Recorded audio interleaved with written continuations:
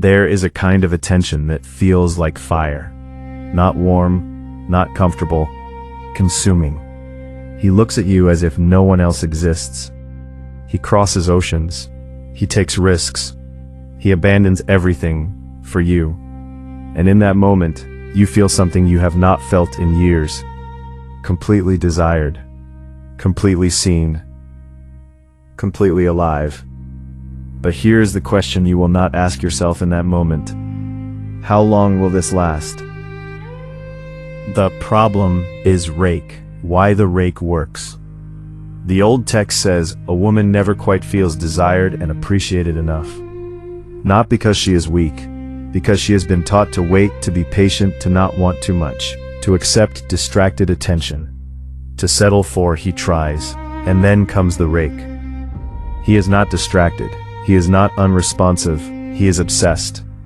When he desires you, brief though that moment may be, he will go to the ends of the earth. The Rake does not hide his feelings, he shouts them. He admits his weakness in your presence, which feels like honesty. He risks everything, which feels like devotion. But here is the crack in the mirror. The Rake may be disloyal, dishonest, amoral.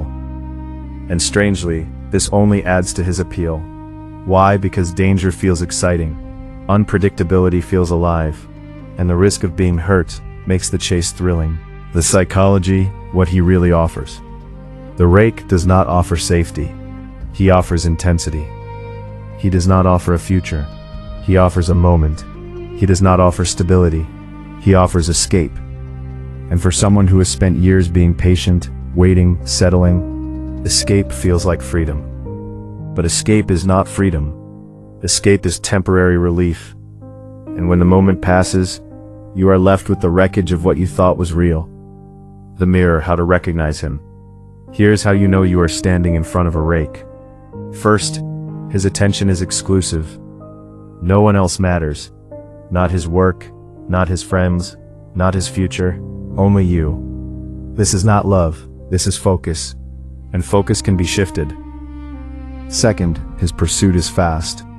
He does not build slowly. He rushes, he wants you now. This is not devotion. This is urgency. And urgency often hides emptiness. Third, he admits his flaws openly.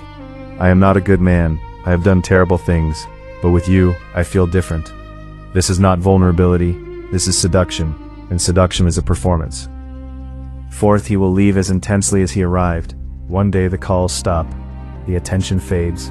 The fire becomes ash. Not because you did anything wrong. Because the Rake does not stay. He moves.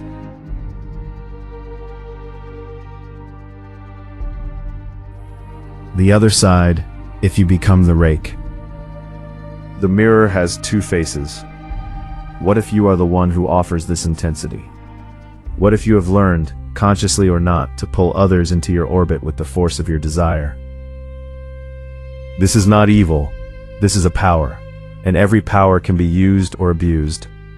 If you find yourself becoming the Rake, ask yourself, am I chasing because I care? Or because I am bored? Am I devoted, or am I addicted to the chase? The Rake who acts without awareness leaves a trail of broken hearts and calls it adventure. The Rake who acts with awareness learns to channel his intensity into something that lasts, not into people he will abandon. What this means for you: you do not need to fear the Rake. You do not need to become him.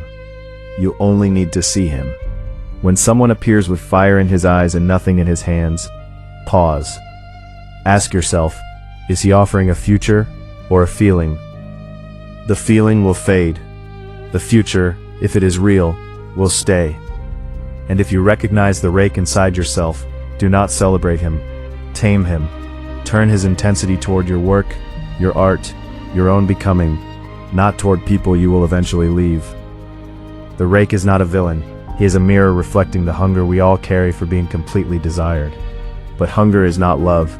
Intensity is not commitment. And a moment of fire is not a lifetime of warmth.